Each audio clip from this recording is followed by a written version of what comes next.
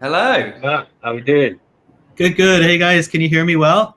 Yes, Yeah, loud can and hear you clear, nice mate, and loud well. and clear. Okay, perfect. Maybe I'll put on my little microphone here because I already have an annoying kind of high-pitched voice. So this makes me a little more sexy and bass-like Yeah, manly. get that deep bass. Oh yeah, I'll throw the bass up. Let's see.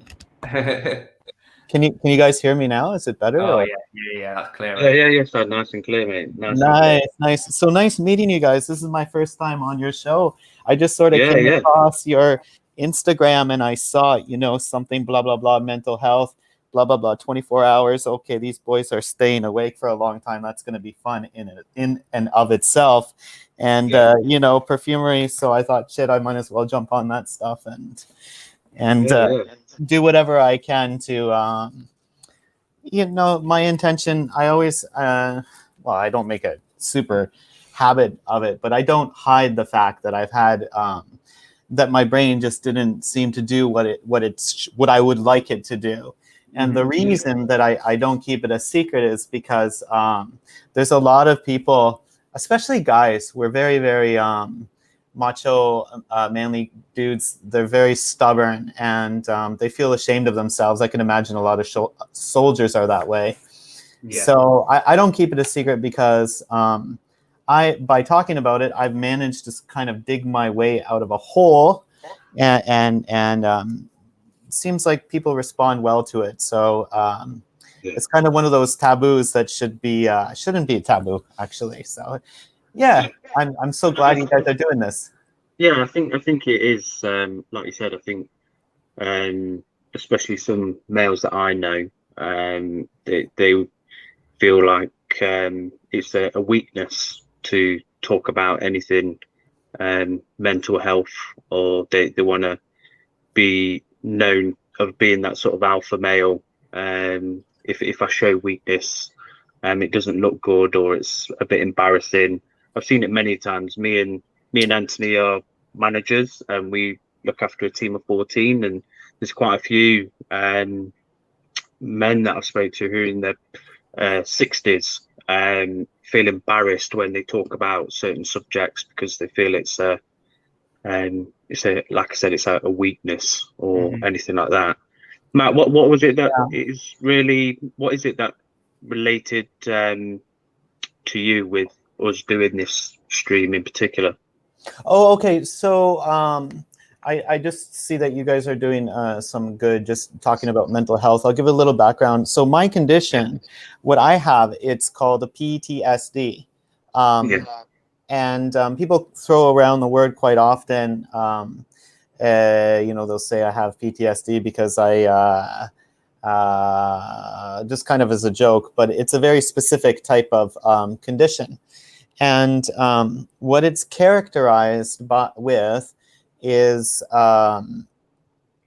so what happens is you're basically having kind of a semi-regular day, yeah, and then something bad happens and you're kind of shocked and shook out of your system, and then your brain tries to make sense. It looks for ways to making sense of some kind of traumatic event, whether you've seen someone hurt or you were hurt yourself. Either way, usually some type of violence or you feel like your life is threatened to one degree or another. And a lot of the time people are able to make sense of that event. They talk to someone and they can sort of put it behind them. But what happens with people with PTSD is that their brain is not able to sort of piece together and make sense of a traumatic event. So they're basically kind of living on edge. And for me, in my particular case, I was basically living on edge for, I would say, about 25 to nearly 40. Wow.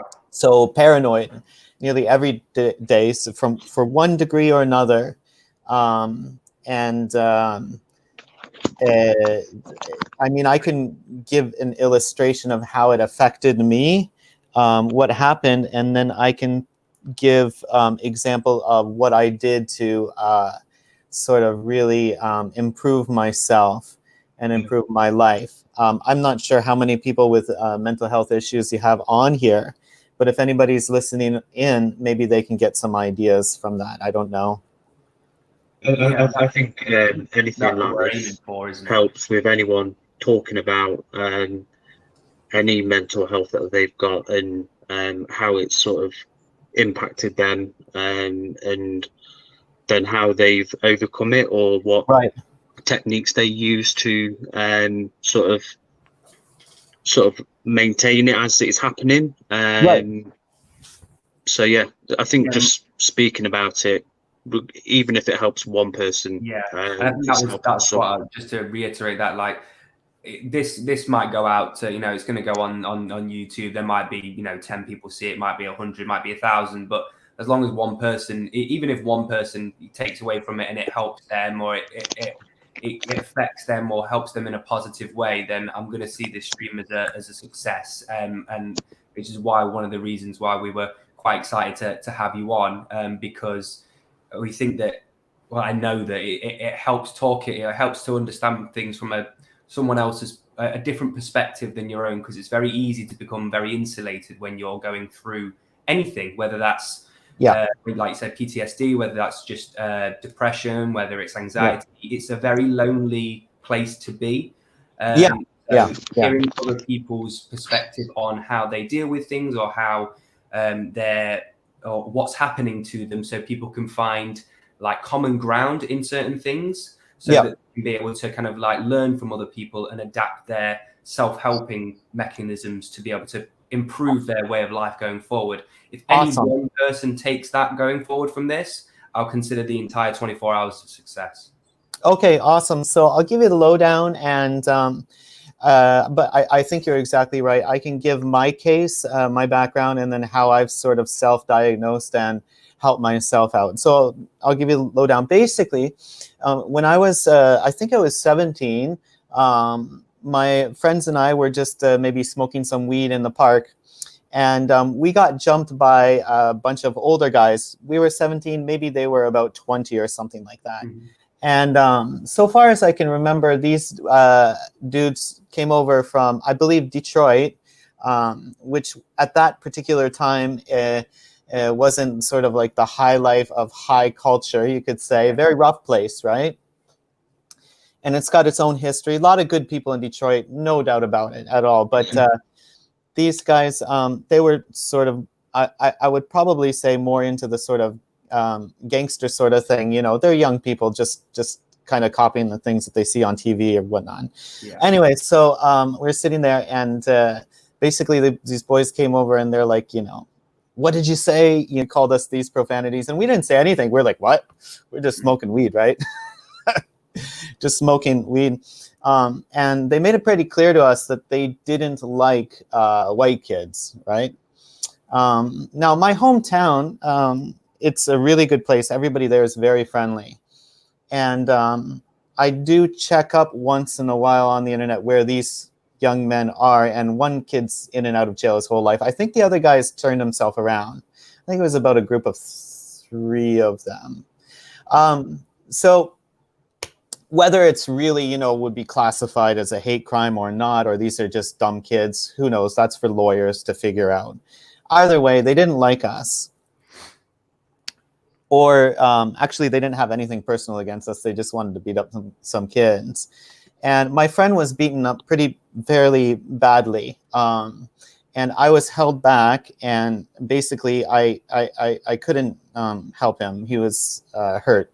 And it made quite the impression on me, because I wasn't able to make sense of it, especially when they're like jumping on his head and laughing about it and just having like the funnest time. It was just like such a great time, trying to cave someone's skull in, right? Like it's a fantastic thing. So I should stop there and say PTSD is, the event itself isn't as important as how someone's brain makes sense of something that shocks them.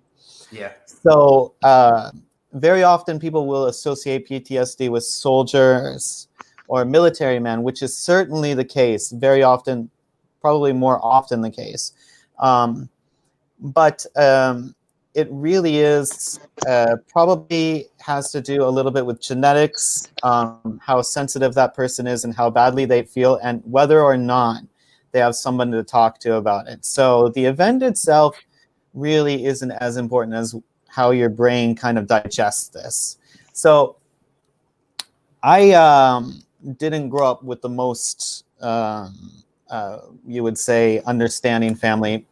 Basically, a bunch of Eastern European immigrants, and if something's bothering you, you don't talk about it or anything like that. And you know, my old man used to mock me and make fun of me. Why are you always wearing your sunglasses? Why you carry your skateboard with you through downtown? And why, you know, I would like carry a knife with me and wear a hoodie. And the strange thing about PTSD is that it has, or I shouldn't say strange, the unique thing about this particular condition is that it moves from the specific to the general. So in the beginning, I avoided anyone who I thought knew these kids, like perhaps their cousins or something, right? Or I avoided people that were friends with them. And the months went on and the months went on, and I really stopped wanting to go outside. I spent a lot of the time in my basement drawing oil paintings. That's when I went to university for, is painting and art. I did a lot of design work, sort of I was just entertaining myself. And my mind became obsessive and really developed a lot of hatred for myself because, first of all, I've always known that I was creative, open-minded, love people, you know, and like travel, like different kinds of foods and different cultures. But the PTSD response, it started looking for threats, and I started avoiding just, you know, Black people altogether, right? So when you have one side of your brain telling you that's completely, you know, irrational, because I was going to high school and I had Black friends, right? So you have one side of your brain and you're like, this is just completely irrational. And then you have another side of your brain, which is kind of what scientists call the reptilian side of your brain. It's a very basic, general emotional response. It's not the higher thinking end. Yeah. That's the self-preservation part of your brain. And with PTSD, that overloads you. So I remember, like, I would have to, like, get nearly drunk just to go to the grocery store. Wow. Just to get out of my house, right? And so I basically lived a very paranoid life from the time I was 17 to 25.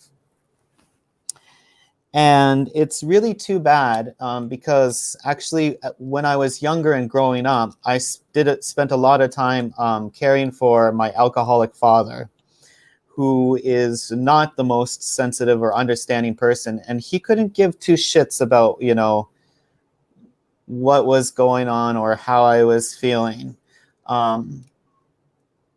Not very much, right? So the support really wasn't there. And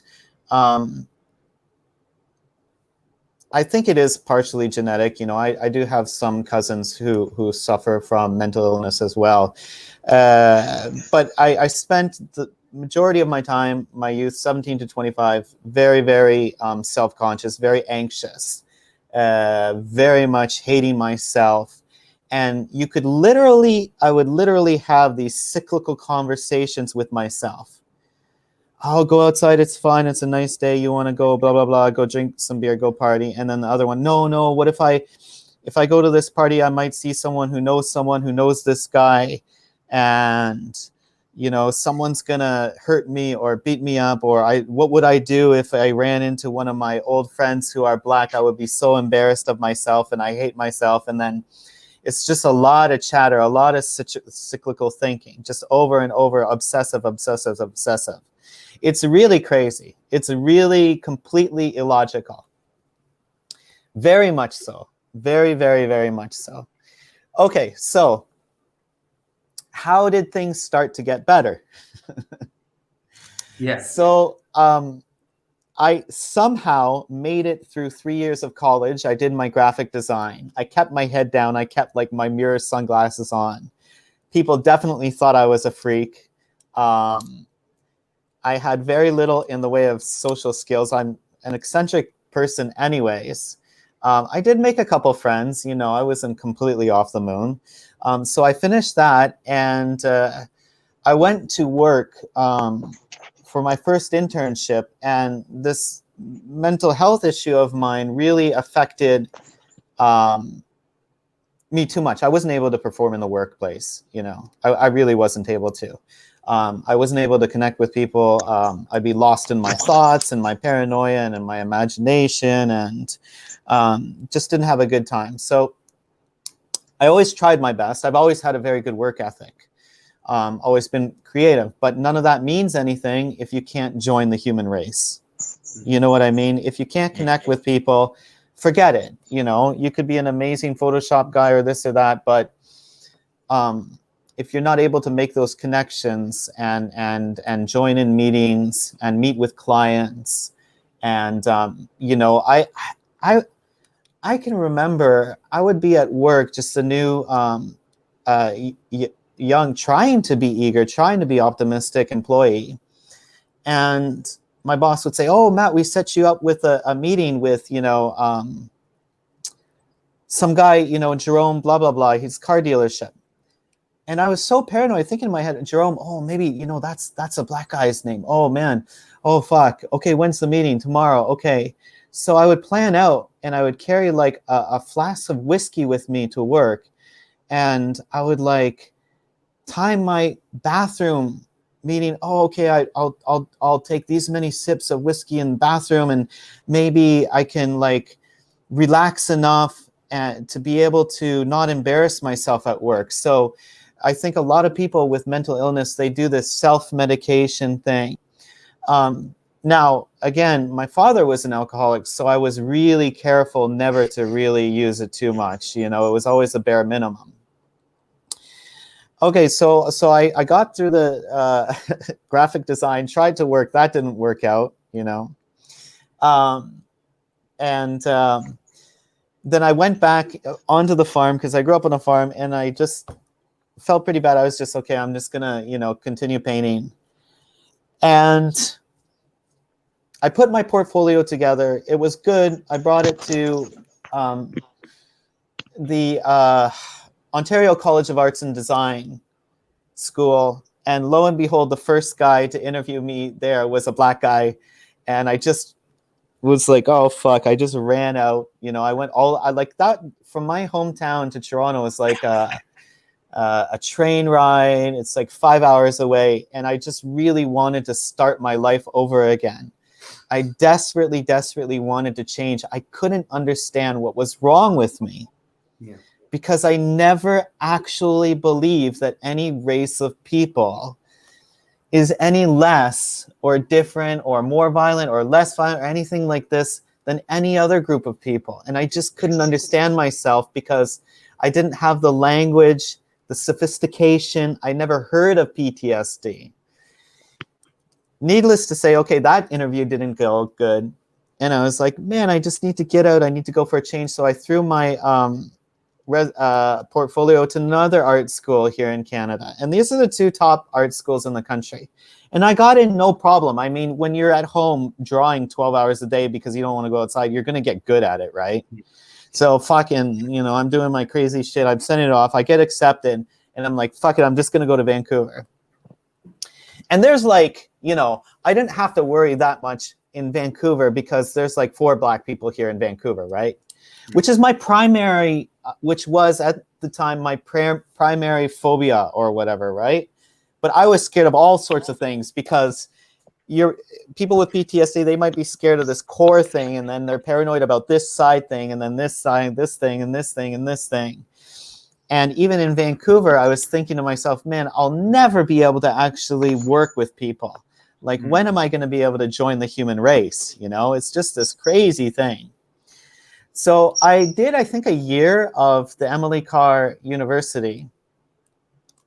Took a lot of mushrooms, hung out, partied, whatever, did the Vancouver thing. And I was at the same time tutoring new people to Canada. Actually, I know it sounds kind of opposite, but I was tutoring a lot of Asian students and Asian businessmen coming from Canada. You see, when you have a problem or difficulty like this, you always try to work around it, and you want to apply your energy to something. So you're always trying to make up for it, right? You're always trying to find that pocket, that niche. Okay, if I can't do A, B, and C, I'll try to do D. So I was actually handing out newspapers in the rain in front of train stations in the morning, going to university. At the end of school, I was tutoring people. And one of the people that I tutored was the Consulate General of Japan. And he said, Matt, when you're done school, why don't you just go teach English in Japan? And I'm like, fuck, that sounds like a good idea. So I ended up spending 10 years in Japan. Wow, that's insane. Yeah. So I lived in Japan for a decade, and my life is weird. It's because I went from being this paranoid guy afraid of mistreating minority people or something like this, and then I became the minority. And it was really interesting because in Japan, they're very open with it. You'll pop in a bar and they'll say, sorry, no foreigners. Something like, okay. Or you can't rent an apartment if you're a foreigner, or you can't open a bank account. There are ways, but you got to do it a specific foreigner way, right? Yeah. So I spent 10 years being on the outside looking in towards culture. And I developed a tremendous amount of respect for the Japanese work ethic and their extreme love for just perfectionism, and their public manners are top-notch, very clean, very safe country. And they have a set of taboos, cultural taboos, which are very different from North America. So I did have relief. And maybe there are expats around the world living in different countries because they just can't seem to click or jive with the culture they're coming from. It does provide a bit of a relief. So I did that. And then I got so homesick, I came back to Canada.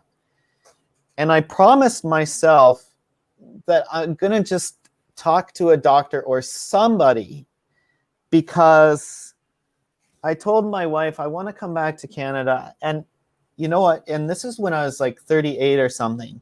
And even up to that time, I never told her all the thoughts that were in my head. I never told anybody. And I get back to Canada, and I finally got the balls up. I just told the doctor, I'm like, look, I don't know what's wrong with me. And I kind of looked it up. I looked up by this time, 38, I had developed a little bit more sophisticated way of thinking or viewing things. And one thing I can say, one of the benefits of having a mental illness is it does develop a lot of insight. It does come with a prize if you can work your way through it. You'll develop a tremendous amount of strong character and nuance to your thought because you've worked through so many things. But anyways, I had Googled all my symptoms, and they said PTSD keeps coming up. So I told my doctor, and lo and behold, he was a veteran from Iraq. Okay. And he said right away, he said, man, I know exactly what you have. You're not a bad person. He's like, you definitely have PTSD. And he's like, I've seen it before. And he said he had something like 3 friends that killed themselves, or 3 patients that killed themselves because of it. And I felt for the first time in my life, just a huge amount of relief. And I realized one of the worst things about PTSD is the amount of self-hatred somebody has. They genuinely are severely disappointed with themselves, right? They're anxious all the time, and they have a hair trigger if you get that, if you pick that one, if something really triggers them, and they're not as self-aware as maybe I am, they can really go off. We've all seen, you know, like the Rambo movies. I think he had PTSD and stuff like that, you know. So, where was I? Okay, so the doctor said, you know, and he got me on medication. And that's really helped. That's really helped a lot. What the medication does, and it's just a general, I take a couple different ones, but the general medication, what it does is it takes you from a state of complete insecurity, not knowing who you are. Have any of you guys been on acid or mushrooms? Probably, right? Everybody has. You don't have to answer that. But when you're on acid or mushrooms, you don't know who you are and you feel very insecure. Yeah. This is the feeling someone with PTSD has all the time. So you can imagine the relief. When you take the medicine, you go from that to really not giving so much of a care. Yeah. It really relaxes you down. And you start to develop a bit of confidence in yourself. You say, you know what? My brain's chattering away, but I don't really believe that. And that's not really who I am. Because when you're in PTSD, when you're in that state of mind, you don't have that confidence. You do think you're a horrible person. You do think you're like, just, you know, for example, in my case, this racist, really generalizing, sort of paranoid, very insecure person. I never really believed that I was, I don't generalize much about anything, let alone cultures or races or other people or anything like that. So, but you go from a state of being completely insecure to being more secure with yourself. So if anybody's watching and if anything that I'm saying kind of makes sense to you, just try the medication. It's not going to make things, I'm not a doctor, right? But it's probably not going to make things worse, first of all, right? What have you got to lose? And nobody expects perfection from you. We're all born with this computer, and it's susceptible to bugs. It is. You can take anybody, any healthy brain, and if you put it in the wrong situation, some bugginess is going to go on. The code's going to be messed up. And that's just a part of being human, and that's just a part of living. So I got off that. I take the medicine, and I'm going to take it for the rest of my life. And then I slowly gained up the courage, and I'm like, man, you know who I have to talk to? I would love to talk to get to the root of the problem, or to my perceived, you know, my anxiety, to get to the root of my anxiety. I should go just talk to a Black therapist, and I look for one in Vancouver. There aren't any, you know, there's like 6 Black people in Vancouver or something like that, right? So my mom lives in Toronto, and I found a therapist there, and I visited him, and he's like, man, just the amount of self-awareness you have, your ability to come in, it's really something special. But, you know, nice words or whatever, right? But I believe him, right? I was very vulnerable when I came to him, and main point is I went to someone in a very vulnerable position, and they accepted me, my shame for who I was, and reassured me your intentions are good. Because again, what the PTSD does is it undermines your intentions. It's always getting you to second guess yourself. It really creates this core of instability. That's why people freak out when they get like triggered or whatever, right? That's the reason why, right? Because anyway, so, and then I started sort of telling my coworkers, I'm like, you know, I'm really sorry if I act strange. I don't mean to. And I told my wife, and just slowly started telling people who are closest to me, And everybody was fairly accepting. They're like, shit, man, if I was in the same situation, I might react the same way as you. And this is super relieving, right? And the reason I tell people my particular case, and with every time that I run towards, I'll tell you what, like when you run towards the things that makes you anxious, when you run towards the things that make you fearful, or when you run towards like a taboo that's in your mind, or towards a taboo that's cultural, there's a conversation there to be had. And I think this makes you stronger. And I think this really makes you stronger, because I think what I went through is a story a lot of people can relate to. You know, for example, in the United States, they probably have more racial problems than maybe our countries. There's no perfect place in the world. There is distrust. Distrust exists in every country of the world. It exists between religions and tribes or households and this and that. And I believe that my case is kind of like a single example of the greater PTSD that's gone on in this world, you know. And so this year has been fantastic, because this year I've been going kind of balls to the wall. I don't care. I'll tell people, you know, my human story. I'm just human, and this is what's I've not hidden it, because I think a lot of people have gone through maybe similar things, and I think cultures on a macro scale have gone through similar things.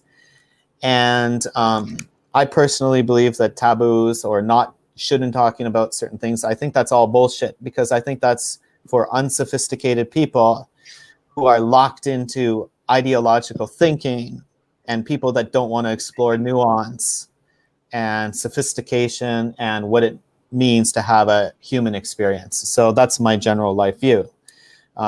So that's that there. Wow. I think That's some story I just want to, I just want to say.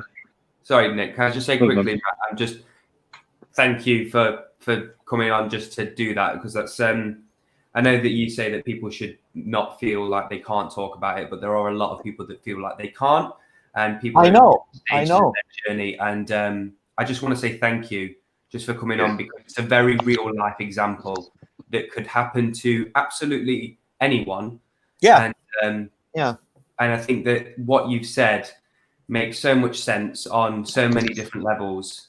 So I just want to say thank you, because I know that it feels a little easier for you to now do it, because you're so accustomed to start kind of getting into the flow of making it normal. But it's not an easy thing to talk about. So I just want to say thank you for doing that before we go into anything else. It's very hard. It's very, very hard. So what you should start with is, if someone has a similar if anybody watching this has really obsessive thinking, paranoia, anxiety, I would recommend just go to the doctors and ask them for basic general antidepressants. And I'm talking about people who feel like their mind is getting in the way of then doing stuff. Then from there you can start sort of giving hints or talking to, or maybe go online and chat with, go in PTSD or whatever mental health chat groups. You don't have to be so direct. You can start in very, very baby steps. But I believe there is the very famous philosopher Joseph Campbell, and it's going to sound like a complete soundbite, but he has an expression. He says, "That treasure which you seek is in the cave which you fear to tread." Mm-hmm. And that is absolutely the fact. On the money. that is on the ball, you know. Yeah. And I think a lot of people have that unconscious bias because they don't understand it. They've not been around it. So your example of what you have just mentioned, I had a friend who had some similar experience to yourself, of where, when I can remember when we was younger, we would walk around the street and he used to get beat up all the time, and that had an impact on him. And when we would walk around to go to town, if he'd see a group of lads, he'd walk in the opposite direction, and they would pick up on that anxiety, that scaredness, and he would be singled out because it would just thrive off him. They could see that he was scared. They could see he had that anxiety, and him just walking across the road, whereas I'd probably just walk past them casually. And again, when you're at that age, you don't realize the implications mentally that's having. And again, that could be similar to what you said. Even if it's just having a fight and experiencing something in a negative way, you don't realize the implications that small thing can have throughout your whole life. It can. And you know what? There is a prize that you get after you work through it or are trying to work through it. I'll tell you right now, I don't know if I can swear, but I'm a motherfucker. I never turn down a fight. Never. It builds a sense of character. I have a tremendous temper. People would be surprised, you know, on social media and stuff like that. I'm very I've got a baby face, and you know, I believe in good public manners. But since I've gone on my medication and talked with people, I never turn down a fight. And I'll give you guys an example. And I hate bullies. I really, really hate it. What was it? Just 2 weeks ago, I was at the massage parlor. Regular massage parlor, right? But the chap outside, he was convinced, he was banging on the door, telling the girls to give him a full service, if you know what that means, for $30. I'm inside just getting my massage. I have no idea what's going on. So I'm about to leave. About to leave. And she's like, oh, no, don't go outside. There's a strange guy out there. And I see this guy with his like long trench coat on, long beard, just strange looking fellow. And he is harassing the girls and he's scaring them. And they won't let him in. And finally they let me out. And I walked up to him and I said, hey, what are you doing? You know? It's because of my history with bullies. I can't stand it. I really can't stand it. And I said, man, first of all, if you want full service, you're going to have to pay a lot more than $30. And the girls don't want you here. You're a freak. Go away. I could tell he's on drugs because he's like just totally unreacting, just like, oh, get out of here, blah, blah, blah. Yeah, okay. I said, man, you should leave. And so I call the cop. Female police officer rolls up. I'm with her. I take the lead. I run up the stairs, running around looking for him. I chase him around. Finally, I grab him. Kind of corner him. I didn't grab him physically. And I'm like, this is the dude here. And I was yelling at him, you know, you can't do that stuff to complete strangers. So your friend who avoided those sorts of confrontational situations, maybe I'm going to get myself killed one day. But when you work through it, if you take the medication and if you make sense of it, you're going to come out a lot stronger person. I chased the kid out last summer. He had a gun. I chased him off the bus. Not the smartest thing, right? But I didn't know he had a gun at the time. He was blaring his radio really loud, sitting on the back of the bus, drunk and high on cocaine.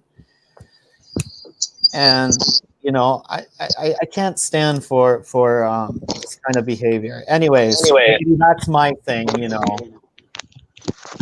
But I think you're right. It does, when you go through something as traumatic and as life altering as what you've described, that you do kind of build a sense of character and a sense of resilience to things that you know that previously you wouldn't have been able to even think about putting yourself into a situation. And I think a lot of the times when you're going through that, the anticipation of thinking about doing something is always, it has been for me, the anticipation of doing something is always a million times worse than the actual act of doing it, because the act of doing it is always a liberating feeling, because you know that, one, you've gotten over that initial anxiety and anticipation, and two, what you actually wanted to do in the first place is nowhere near as scary as what you thought it was going to be. And in fact, it's probably a lot better than you thought it was going to be. Case in point, so you go and speak to a doctor, you build this thing up in your head that this doctor's going to say you're a freak, you're not normal, this, that, and the other, when actually all they're going to do is help you. So I think a lot of the pressure and the anxiety comes from like I said, it has done for me, is it comes from anticipation and fearing the worst, when actually there's a lot of the time, in nearly all cases, there's absolutely nothing to fear, obviously depending on the situation you're putting yourself in, of course. But the talking and everything like that, it's all, like you said, it's all up here. It's all up here, and it's never anything that anyone has kind of given you any reason to think. It's all just stuck in your head. And like I said, the act of doing what it is to try and overcome it is always a liberating feeling, knowing that you've gotten over that anxiety and that anticipation. It's like I said, I think there's a lot of talk in the chat just in terms of really? Remedies in terms of mental illness, and I think it's individuality. It's what works for you. So for one person, it could be going for a run or reading a book to ease that tension. It could be going to a doctor, talking to someone. So there's so many remedies, and I think it's not a case of one thing works and that's it. Other than that, so I think it's not a case of I don't know. I've only quickly read the chat. It's not a case of saying go to a doctor and take medication because that's going to be the way. You need to do what works for you. That's works for you, which is fantastic. And then it's what works for everyone as an individual.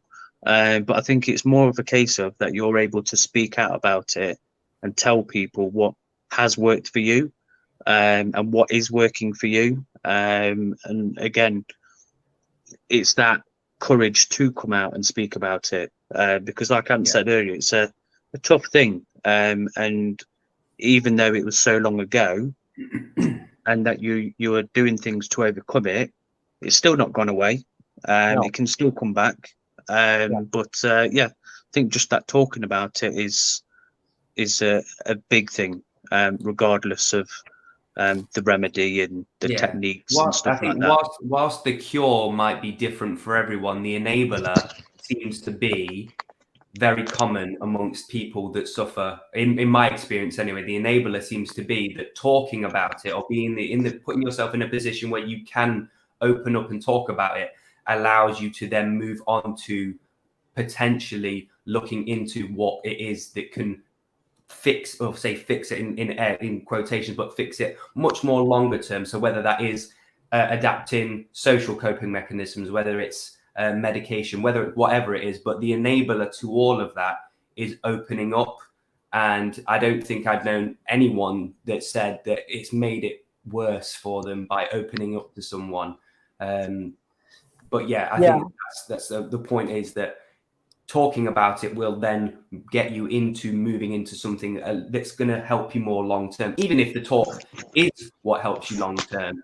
Right. So I'm skimming a couple, taking a look at some of the comments down here. Some of them say, you know, that the pharmaceutical companies just want to make money or something like that. You know what? Take my money.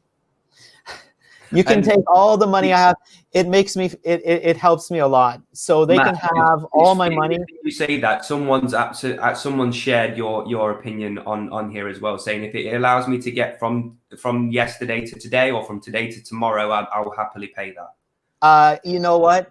Don't shit on modern science. There's a good chance those people that are against modern science or antidepressants wouldn't be here, because their mothers likely gave birth to them in a modern hospital with modern conditions.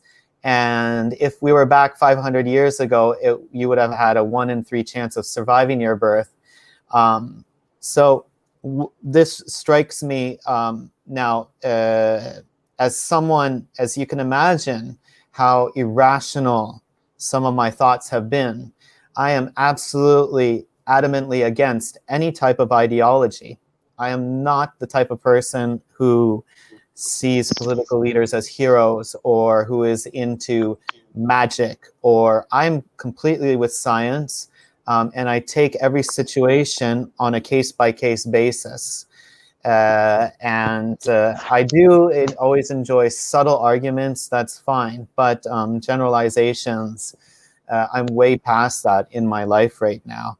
Another thing that I'd like to say is some of the people here on the chat strike me as people with shy personalities. People with shyer or more introspective personalities tend to be more sensitive, more inward driven, and just sort of pick up on keys and clues in their environment, because they've just always been that way. For those of you guys who think you might have depression or anxiety, I do recommend the medication, because for me, I know I'm only speaking for myself. You can, you know, oh, it's a conspiracy. They want to control your brain. Fine, whatever. There's nothing stronger than a human being who started off as a very shy, introverted, introspective, receiving type of personality, and who's worked through that, who's worked through the subtle nuances and complications of life and with all this thoughtfulness, and who have come out a stronger person. You're not gonna, that's why the heroes in all these movies and things like that, they always start off weak and they go through and they become stronger person. You know, a person who's born very naturally outward aggressive personality, not very reflective, you know, we could say like, and I'm not knocking him as a politician, whatever you like, but what's his name? Trump probably wasn't born as a very reflective thinking, oh, did I do something wrong or something? Really? He has no, yeah, but that type of personality has no room to evolve to something better. Yeah. Or they have very little room to. So any of you guys who are down on yourselves, who are, you know, kind of shy people and have a lot of self-doubt, there's a huge prize with moving towards what you like. Huge prize. Absolutely. There was a question earlier on from John, and he was talking about your creative side, and with what you've experienced, do you put that into your work, and do you go into your sort of own world in your mind and stuff like that? Yeah, 100%. You know, when you spent like from 17 to 25, rarely ever leaving the farm, doing meticulous, tiny little pen drawings, you do develop the ability to sit there and concentrate on one thing for a long period of time. The way I speak, my conversations are erratic. I definitely have,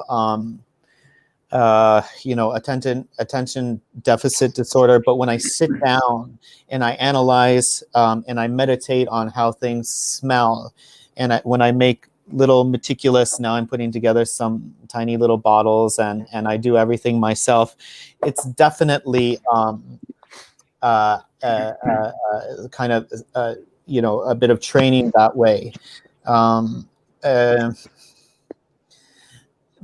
Basically, what I can say is that mental illness, if you're able to get a handle on it, you will develop insights into the human condition that maybe some people, luckily, don't have to develop. And I think some of that comes out of my creative process, I would have to say. Yeah. In what ways? I have to think about that, but definitely does. Yeah. Yeah. Well, Matt, I keep on, every time I come in, I say thank you. I can't really thank you enough. And I think I really do think that anyone that has any inward struggle that can relate to anything that you've said will really be able to take something of value from this. And I can't really thank you enough. And I think more so as well that you're talking to me and Anthony, who you've never met, and you're talking to an audience which, yes, it isn't big, but you don't know these people, and again, it's talking about something that's very, very personal to you, and to open it up to me and Anton here, which you didn't have to. We didn't ask you to. You reached out and you wanted to get this out there. And like I said, if it helps one person or 10, regardless, it's a big thing. And yeah, we thank you for doing that. Yeah, we really do appreciate it. Like we said, we are trying to promote that kind of idea by doing this little event that we've got going on. And whilst we don't have the largest audience, it doesn't really matter if it helps 1,000 or 1. If it helps 1, then it's great. So yeah, we really appreciate you coming along, sharing. Well, I appreciate you guys. Have me on anytime at all. And if anybody in the chat wants to contact me or ask me about what's worked for me, then they're free to contact me on Instagram, I guess. And I know that it is embarrassing. It certainly is. But the way I view it is personal, but it's not personal because we're all humans. And on a fundamental level, our brains function at the same way. So whatever problems I go through, other people go through the same thing. And yeah. So anyways, guys, I see, Mia and Jon Snow, and I see, where is he? I like his perfumes. Fragrance View. What's his name? I forget.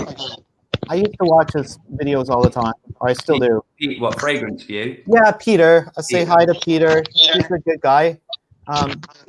Peter does seem, and I hope he doesn't get offended by this, but I see a lot of similarities between himself and me. He's a quiet guy, introspective guy.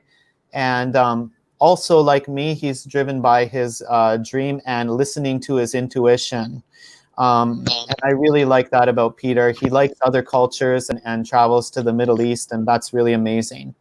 But guys, listen to your intuition. Listen to it more than anything else. Thank you so much for having me on.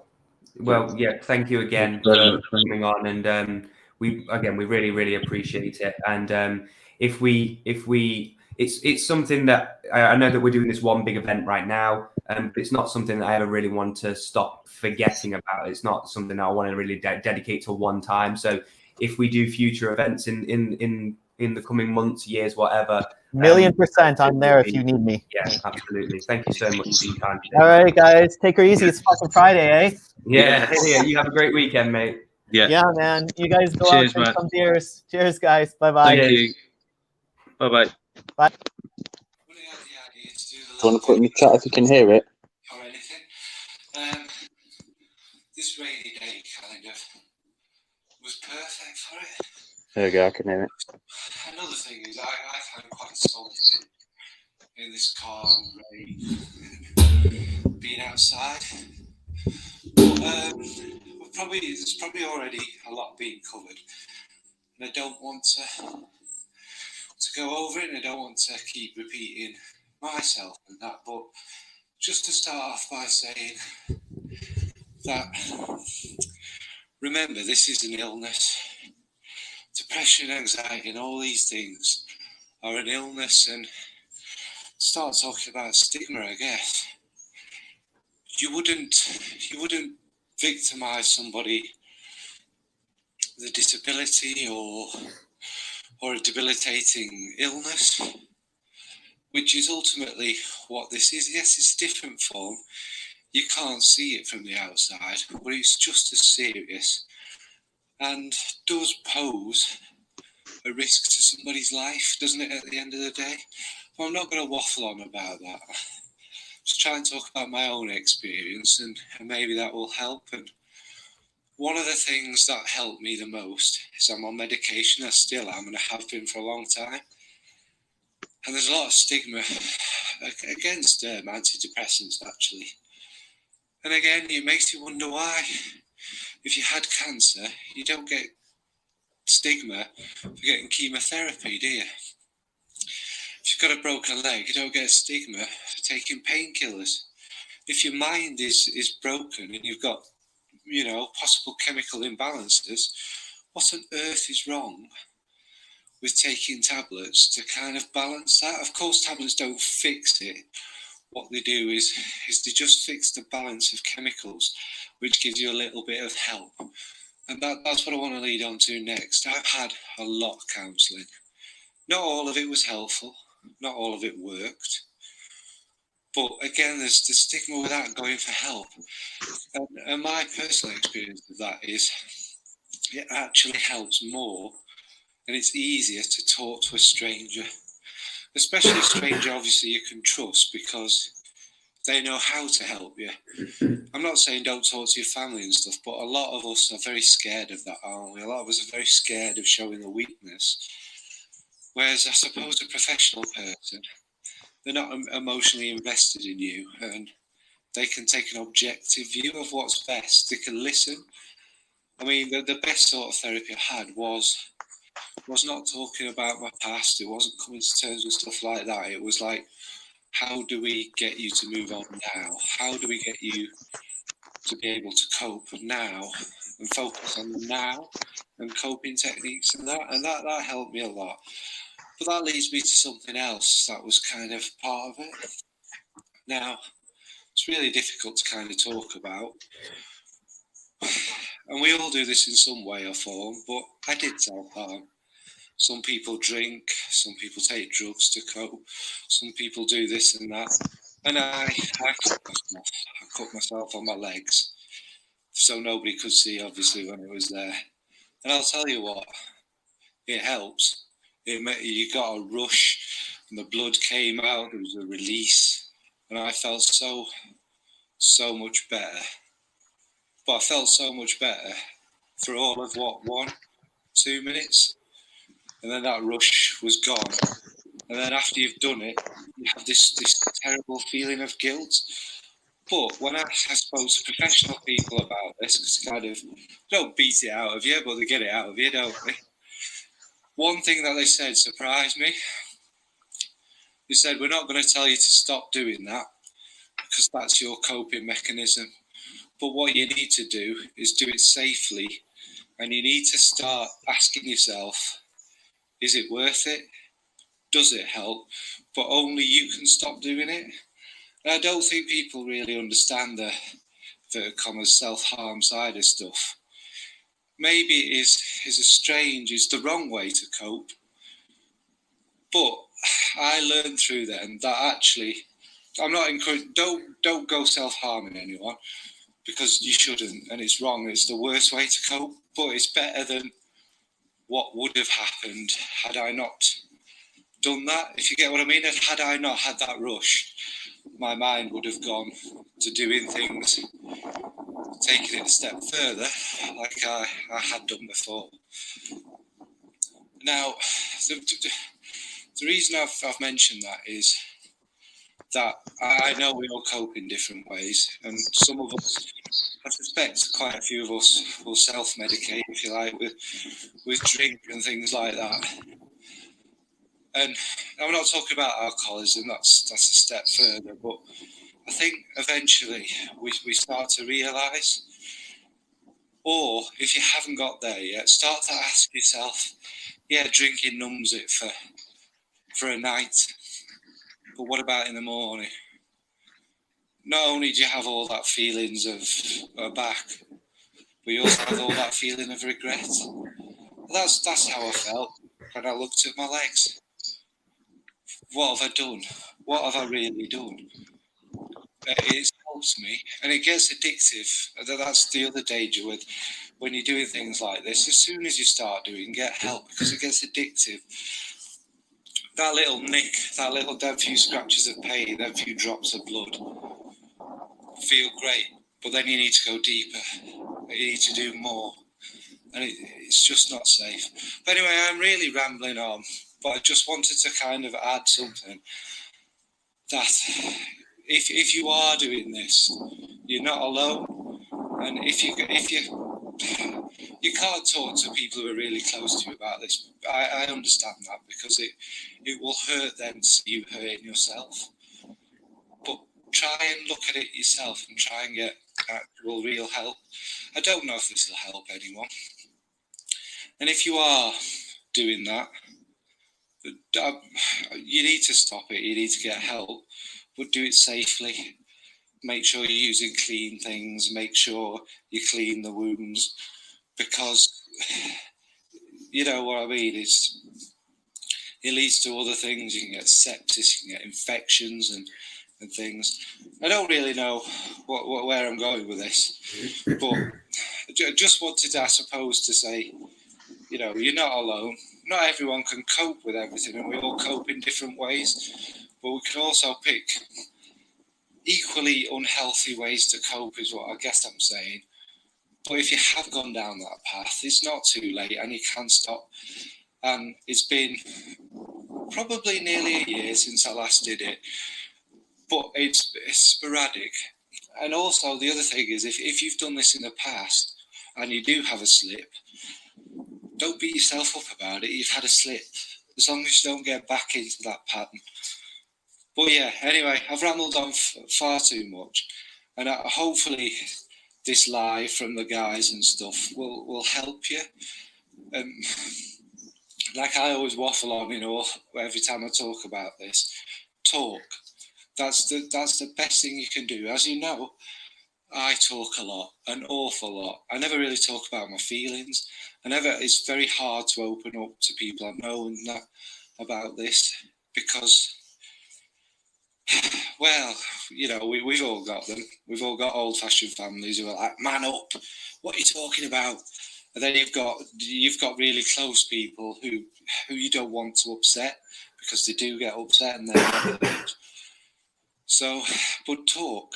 Don't necessarily you have to talk about feelings and that, but come on, there's all of us here at least who understand. And I know not any of us know each other properly, that, although I call some of your friends. So it's that detached talking, I think, that often helps. And even if you're not talking that you're depressed or whatever, you're still talking, you're still distracting your mind. None of us can make anyone go for professional help, but that's what helped me in the end. That's what, don't want to get dramatic, that's what saved me. Just that little bit of help. Like I say, it made me go through my past, it didn't rake up things that might have caused it all, etc., etc.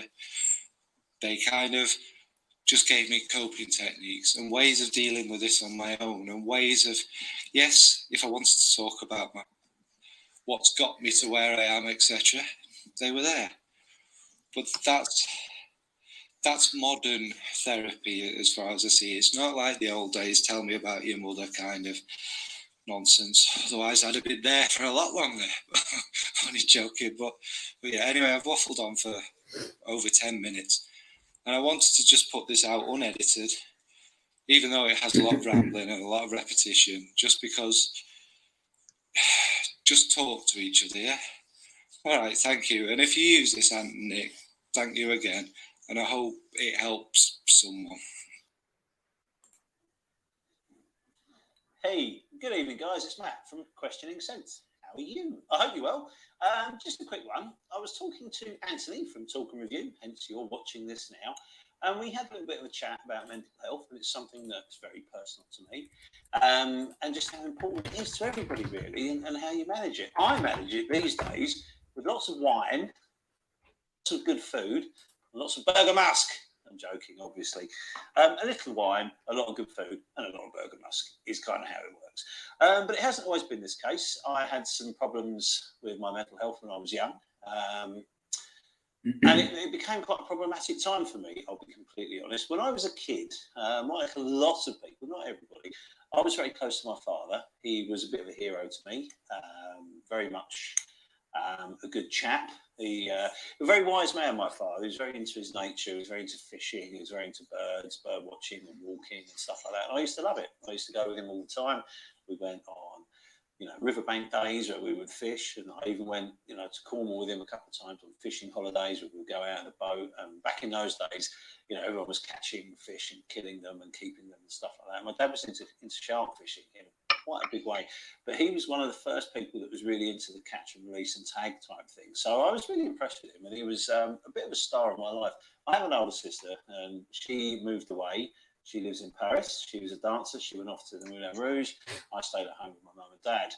Now, when I was, I think I was still 11. I woke up one morning. My mum said, "There's an ambulance coming. Your dad's not very well. We think he's had a stroke."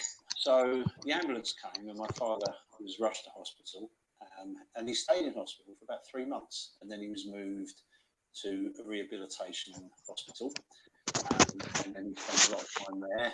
And then after about a year, he came home fully. Now, my dad was changed completely. He lost his speech, he was paralysed. And slowly over years, some of these things came back. He was able to walk around. His voice had changed beyond recognition. One of the saddest things is I still can't remember my dad's voice pre-stroke, which is something that was a bit weird. But we got on with it as a family. We got through it. My dad became even more of a hero to me because I watched him work out and train and trial and push and stretch his limits to get as much back as he could. And he did an amazing job of it. And it was just such a traumatic time for everybody in my family. It knocked us all for six. But Dad didn't stop. He just carried on, doing weights at home and pushing on. He could never work again, which was a shame. And he, it felt for him. I obviously had to sometimes help my mum give him a bath and stuff like that. So that also became a very testing time. But we just got through it. And, don't get me wrong, this isn't anything bad in terms of our lives going forward. We enjoyed our lives very much. We, still operated as a family, and I carried on. And then in my late teens, I had a bit of an episode. I had a panic attack. I didn't know what it was, and I just put it down to something a bit weird and forgot all about it. And a couple of years later, I was in my 20s, early 20s, I had another one. And I remember one night I was 22, I think. I was out with my friends, and there was a big group of us, and we booked a trip to a restaurant that we love. Very expensive one, we'd all saved up. None of us were earning great money in them days. So we all, we were at this big night out. We went to the pub first, had a couple of pints, and then we went to this restaurant, boys and girls, big group of us. And we got in there, it was a hot day, and we were all really excited. And I sat down to order rather, looked at the menu, and it all started to seem a little bit blurry. And then I felt very hot, and then I felt like I couldn't breathe. Then I thought I have to get out, and I thought I was going to faint. All the blood rushed to my head, and I felt dizzy. So I managed to get out of the restaurant and sat down and sort of loosened up my collar and got some air in and stuff like that. And my breathing came back to normal, and I relaxed, and I got a taxi home and went to bed and forgot all about it. Until the next week, I was due to go out again with friends. This time, this happened before I left my house. And then this happened again and again and again. It happened at work. I was working in an office in those days. It happened at work a few times. It just kept happening. I was at my wit's end. My mum's a very clever and wise lady. I spoke to her about it. We went to the doctor. The doctor thought it was some kind of blood pressure issue, which it wasn't. I ended up taking lots of different medication. None of it really helped. And then they realised this was a mental issue. I then went through a different course of medication. I was taking beta blockers, then antidepressants, and all sorts. And this went on for about a year. The unfortunate symptoms of me having these panic attacks hadn't abated. In fact, they got worse and worse and worse. I ended up having months and months of work. Thankfully, my employer was really, really understanding and gave me lots of support and time and courage, time to try and address the issues. And then my GP suggested I see a shrink, for want of a better word, and I saw a therapist. And it started off, they wanted me to do a group session, which I really couldn't do. There's no way I could do that. It couldn't happen. So then it got put back a bit. The symptoms were still there. I was still having my turns. I was still having my panic attacks. It was still becoming a problem. And again, I was still dabbling with all these different medications that were given to me to try and alleviate my symptoms. None of it worked. So eventually I did get some one-to-one counselling, and I saw the chap once a fortnight. Then it was once a week, then once a fortnight, then once a month, and then once every 2 months. And within a year, sorted. I've just had this sort of 3 years of intense chaos, of intense fear and anxiety, of not knowing what was going to happen. When we had our sessions, it became very, very apparent that these sessions were helping unlock what was going on in my head. And basically what had happened is I hadn't processed or dealt with or coped with my father's illness. I just brushed it to one side and cracked on. And that was a real problem. And this manifested in an awful time. So one of the things I have to say thank you to the NHS for sorting me out, because it just made such a massive difference to my life and the ability to go on. And also I learned some amazing techniques to control panic attacks. If you've ever had a panic attack or you're susceptible for them, I don't think they ever go away. I think what happens is you learn to manage them. And once you've learned to manage them and you've learned to use the tools that you need to get by, you're going to be fine. You really are. But that won't happen until you talk to somebody for them to be able to tell you what these tools are, to teach you how to do it. And the only way you're going to find out is by speaking to someone that can help. Help can come in many ways, shapes or forms. Some people get that help from family and friends, which is fantastic.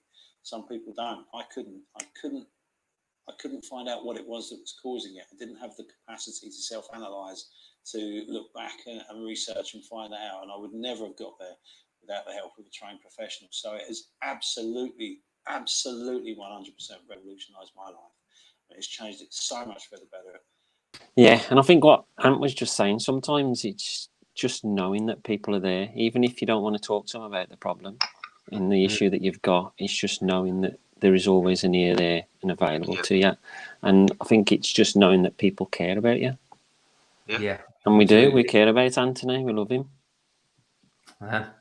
For your sins, mate. For your sins, yeah.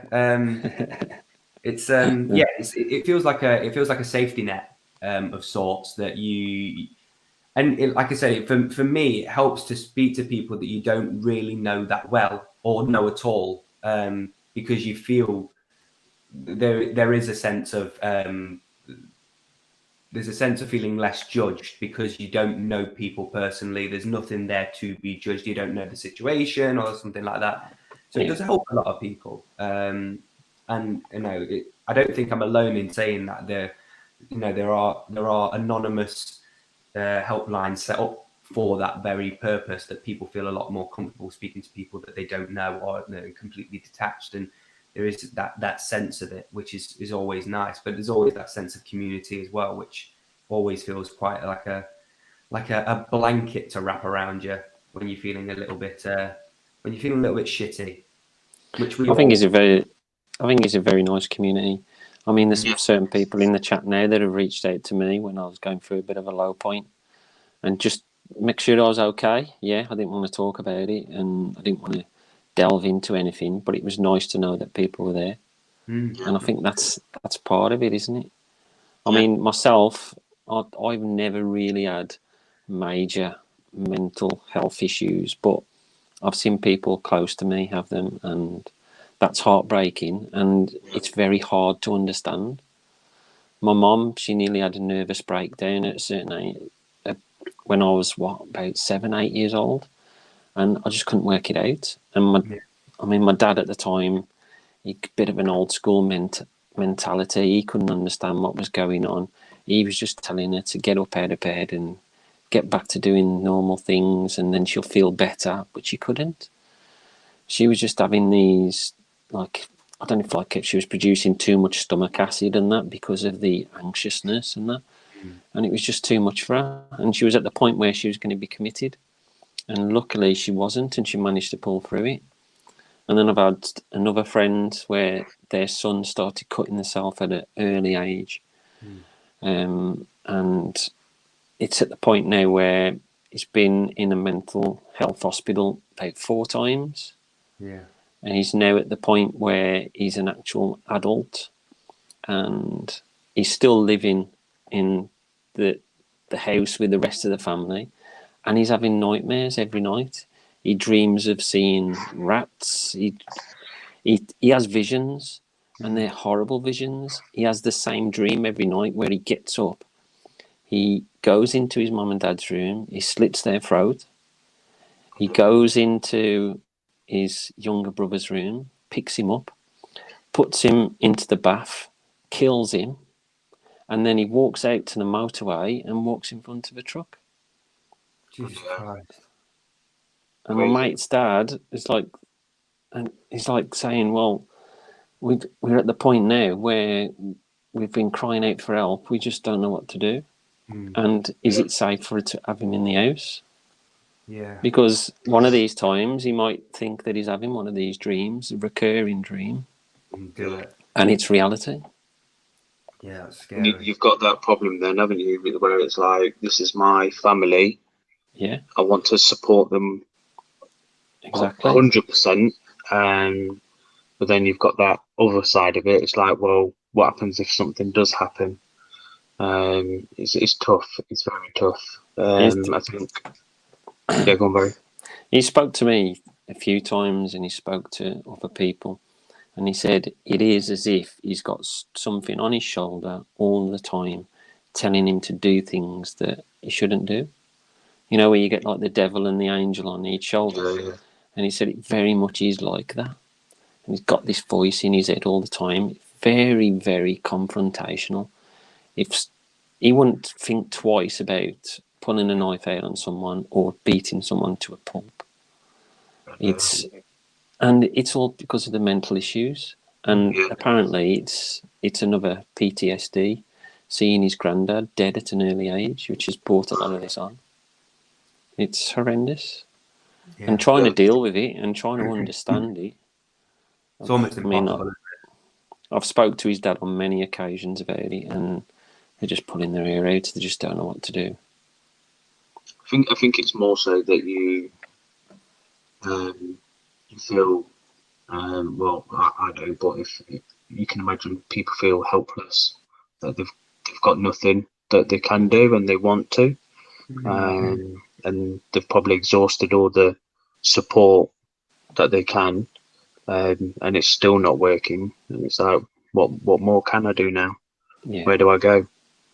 He's been on all the tablets, but the problem is with the tablets, as soon as these people start thinking that they're getting better, they start easing off on the tablets, which is the worst thing that you can do.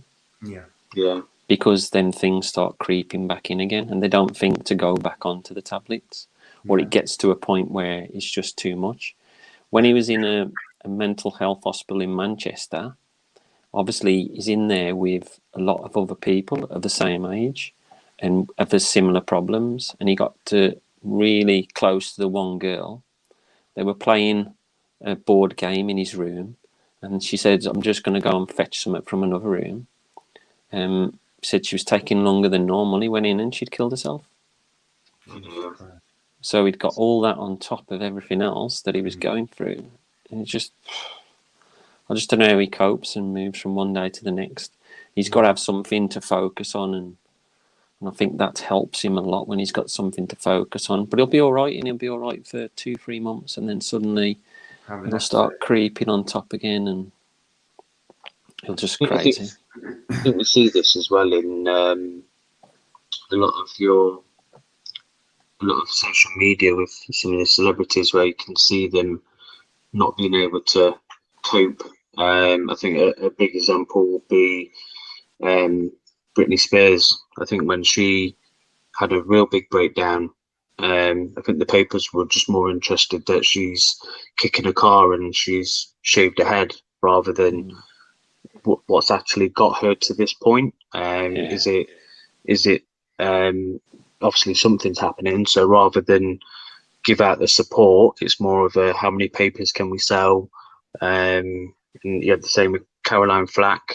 Not saying it was social media, but some of that won't help if someone is struggling with. It all feeds into unconscious or sometimes conscious bias towards it, and that's what we're and that's what we were discussing earlier on. Is like some people are just like, oh, because I've never dealt with it or I can't see it and I can't understand it, that it must not be right, and they must be lying or joking about it, or they must be putting it on, and it's difficult, because then it doesn't help the situation. The person that's struggling doesn't get the help that they need, and things can go south and sour very, very quickly, and the worst can happen. And that's one of the things that you never want to see or hear about is someone taking their own life because of something that could have been helped in the past. By I've had an ex-workmate that's took his own life, and I know people that have done it, and it's horrendous.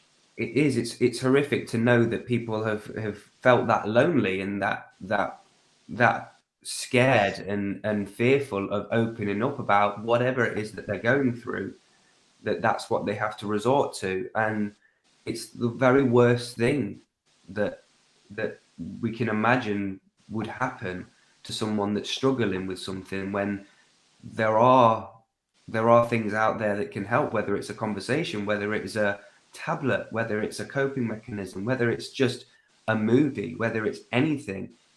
But there are things out there, and the only way that you can find where those things are, or what they are, or how to go about them, is by asking, is by talking. And that is I don't think I can stress it enough, more than anything, is that you can't, there's always someone that you can talk to. There's always someone you can talk to. It doesn't have to be someone you know. Many of the time, there's more people that you don't know that you can talk to about it. Yeah, and I think one of the biggest issues is that the people that are close to you, they don't want to admit that you've got a problem.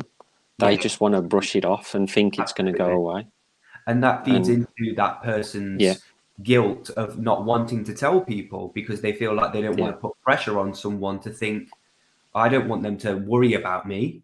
I don't want them to think that I've got, so that they're going to have to then sit there and fret and worry about me. So I'm just not going to tell them. And then things just escalate, and you just go into this really low, lonely spiral of kind of like self-hatred. And it just gets worse and worse. And it's something that's so easily avoidable.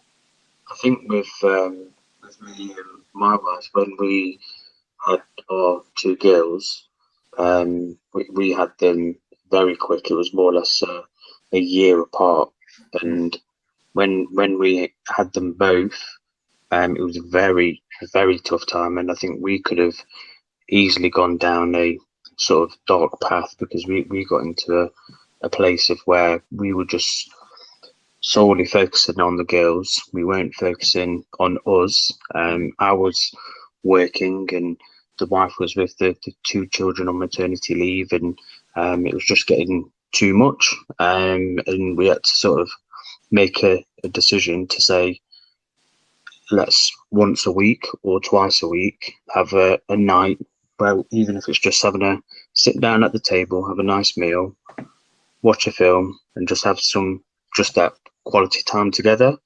And that did a world of good, because we weren't doing that. We were just too invested in the children, in work, and yeah, that could have easily taken us down a dark path. That happens a lot with couples, doesn't it? Mate, Yeah. it's so easy to get engrossed in being a parent that you forget that you're a couple. But then, do you really want to go out on a date night? I mean, look what happened in that film. That was just a mad film. That was a crazy film. I've not actually seen Date Night 2, where I reckon that was just as bad, wasn't it? Yeah, I think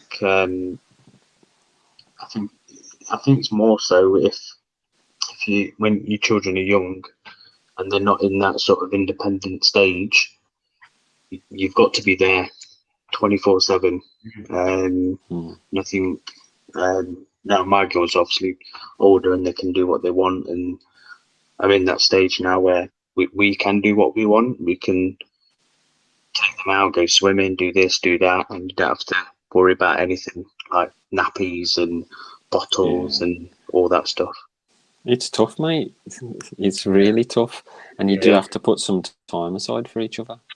Otherwise, that breaks up, and then the kids haven't got the family home, have they?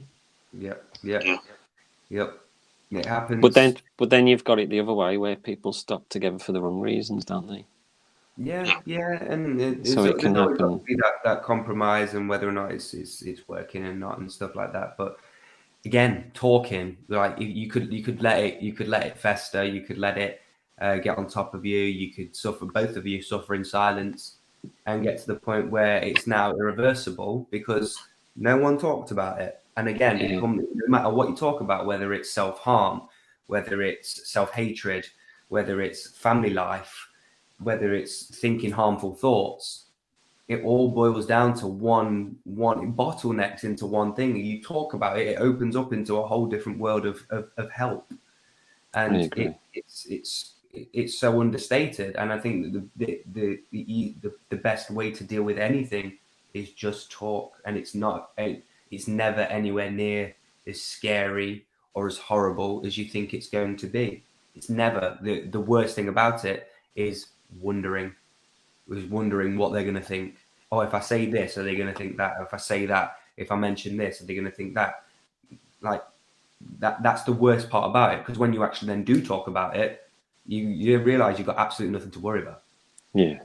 And it's like I said to Matt, it's the anticipation more than anything. And the actual doing of it is actually really liberating. So it's definitely.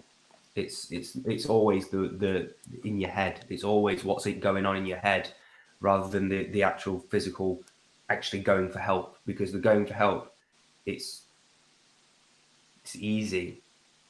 Thinking about going for help is the hard thing. Yeah, totally, mate.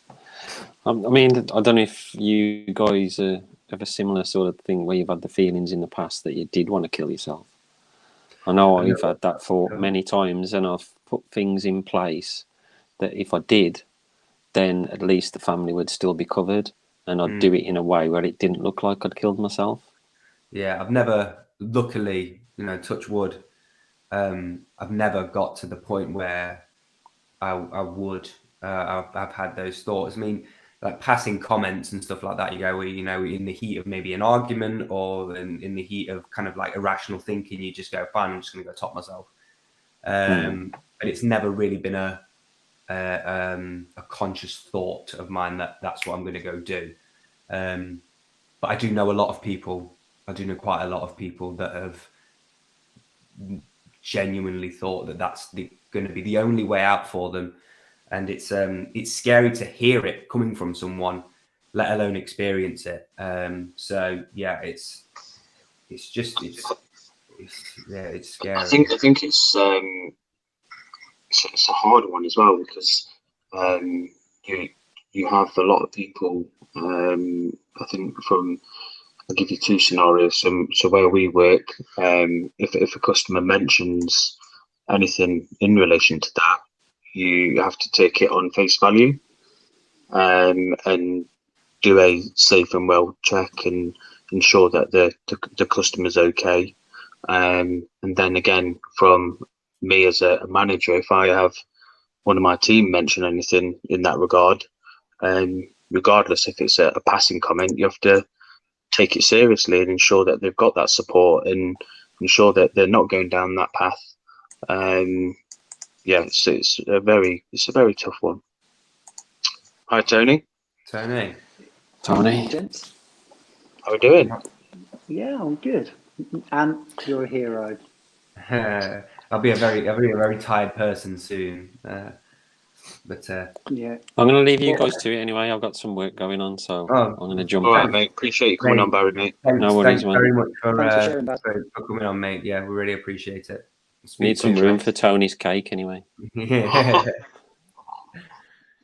Can I have my own stream with just another string with just a cake? Yeah. How you doing, mate? You all right? Yeah, I'm good, thank you. Some of the things in here have been sort of touching a bit of a nerve this evening. It's a bit of a heavy one, isn't it? Yeah, it can get a bit heavy, but I think it's really important. So thanks for doing it, and obviously Nick as well for sort of being part of it. And 24 hours, mate, is going to be something. You're going to find it a struggle later, I think. But I think it'll be fun. I think between the hours of like 3 and 9 are going to be very interesting.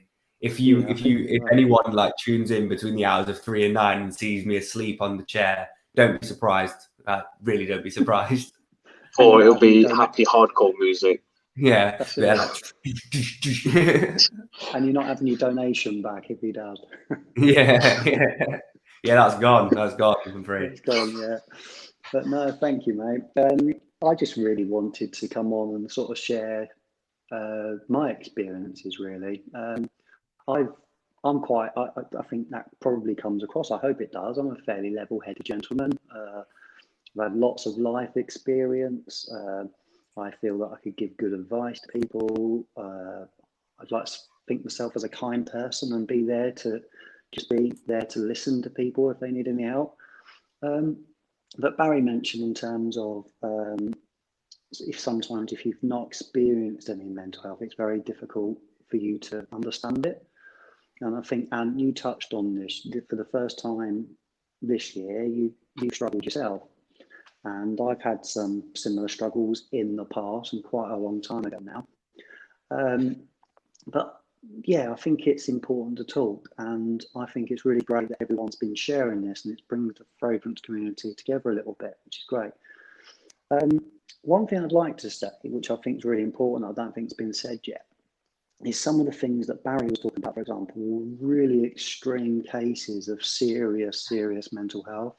And there is all different spectrums of mental health, and it can range from what probably me and you have experienced, and you're about to hear this, up to what Barry was talking about.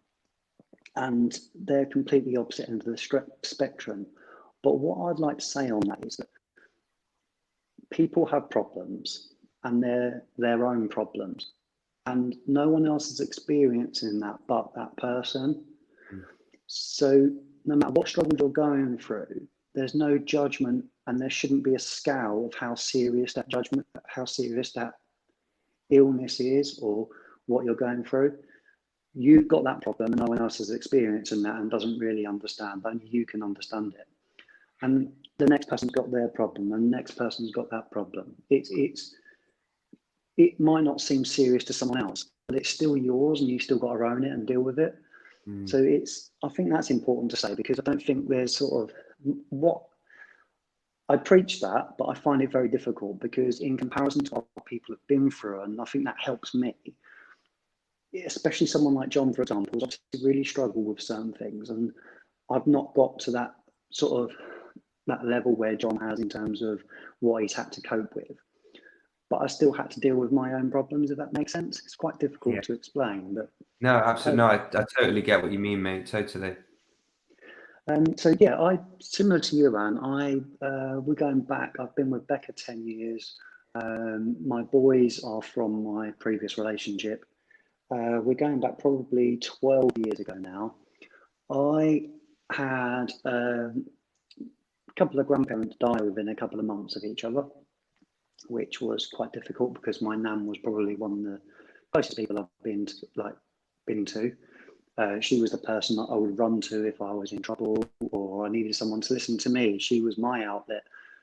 There were, to give you an idea, there's 15 grandchildren, Wow. and I'm the oldest of 15 grandchildren, the oldest of 4 brothers.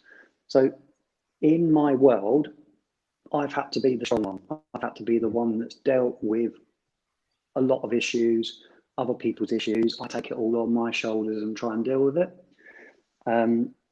But this time I needed some help, I think. So that happened to me, and that I found that a struggle. I didn't really deal with it too well. I just sort of brushed it to the side.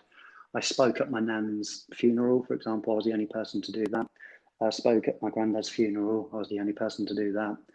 And no one really, I just dealt with everyone else's problems, and my mum coping with it, my dad coping.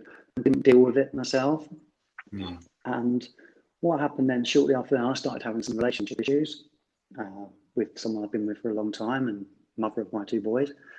And it sort of all come crumbling down a little bit. I had a bit of a breakdown, and I find this still now, 12 years ago, still really raw and hard to talk about, because I still feel that little bit of shame about that happening to me. I don't know if that makes sense. I found it really difficult to deal with. Anyway, I had a bit of a breakdown. I had to get some help and went to the doctor. The doctor prescribed me some antidepressants, and I started taking those immediately, and they did help. They really helped. But some really strange things happened to me, and I don't know whether it's bizarre. I'm about to show you something on my arm in a moment. But at that time, I'm not a religious person. I'm not someone that I'm not religious at all. But my nana just died. I was going through a really tough time in this relationship, and I was just like scared to death of losing my boys. And I said a prayer to my nan and basically said, "Nan, if you're listening, I could do with some help right now. I'm going through a bit of a tough time myself. I help everyone else, and now I need some help." And this is the bizarrest thing. My mum knew what I was going through. She was the only person. And I was out that day with her, the very next day after saying that prayer. And my cousin rang me. My mum was the only person I told that next day. So I was with her all day. My cousin rang me and he said, "Just wanted to ring and make sure you're okay." And I was like, "Why?" I was like, "Well, I had a really strange dream last night." Nan, which was his nan as well, he was the second oldest grandchild. She basically was in my dream. It felt so real. And she basically said, she was apologizing for not seeing his daughters there for the first time, etc. She was apologizing for lots of things. And she said, "And can you just do me a favor and let Tony know that everything's going to be okay?" And he felt that obliged to ring me and tell me about this dream. The one night before, I've told my single one prayer. I've said my single prayer. So yeah, that was a very spooky story. And yeah, I'm not a religious person at all, but I felt obliged. This is really stupid, but I feel embarrassed showing it. But on my arm there, yeah, and it means an awful lot. It just says "always with me," and I had that as a symbol, that reminder of what happened, and it was so real at the time. Anyway, going back to the mental part of it, within a few months, I started feeling a lot better through, I think, taking the medication. And that was explained to me as a mental imbalance. It caused a breakdown. And I started getting better. But I couldn't talk about it to anyone apart from my mum, because I just still felt embarrassed and ashamed that I was officially depressed, if that makes sense. That wasn't me. And even now, I find that really, really tough. But after after a couple of months, I would say probably 6 months, I started feeling a lot better. My relationship wasn't any better, but I felt better in myself and a bit more confident and stuff. Not long after that, I basically, we'll say about within a year, maybe a bit longer, I'd split up from my partner. It wasn't working at all. And we went our separate ways. And that was the second part of sort of my mental illness. So because I'd coped and dealt with everything and come to terms with what was going on, I didn't speak to any professionals, which I wish I had done. But later on, I split up from my partner and moved back to my mum's. And this is where I'm going to say what I've been through, what you haven't, because to me personally, it was traumatic, really traumatic, moving away from the relationship ending, fine. It was more that I wasn't living with the two people that I was the closest to in the world. They followed me everywhere. They were my little sidekicks. Yeah. And I moved to my mum's, and I see them a lot. I took my responsibilities very seriously. I was with them 3 or 4 days a week, every week. Soon afterwards, a lovely young lady came into my life, Rebecca, obviously, and she really was my sort of saving grace. She was my outlet. I didn't talk to her about any issues, but it was like I was living 2 separate lives. So I had my boys, and I had that responsibility, and then when I didn't have that responsibility, I had an opportunity to go and have some fun and enjoy me and finding me again and building a relationship with someone else. And that couldn't have come at a better time. But the one thing that still haunts me about that time was it happened not long, about 6 months before Christmas. And that Christmas, I asked my oldest boy what he wanted for Christmas. And he basically said he wanted me to come home. And that couldn't happen by then. That was probably one of the hardest things I've ever had to deal with. Rough, man. That's rough. Yeah, tough, very tough. Very, very tough. But what I would say to people that are going through these breakups and mental problems, that if you've got help and you're taking medication, not just talking to people, but time can help massively. Yeah. Take a day at a time. Take a day at a time. Take a day at a time. And eventually, the pain and the trauma subsides a bit. Things still come back, but the time for me is really sorted it, because my oldest, Josh, he's lived with me now for 3 years.